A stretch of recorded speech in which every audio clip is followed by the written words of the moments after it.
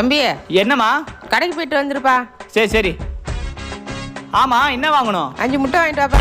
என்னது? முட்டையா? இந்த தடையாவது முட்டையை உடைக்காம கொண்டு வா. முட்டையை உடைச்சா அவ்வளவுதான். ஓ, முட்டையா?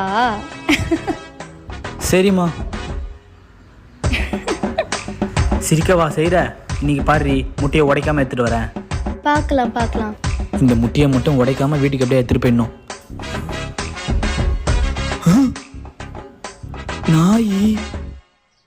ஏய் ஷூ.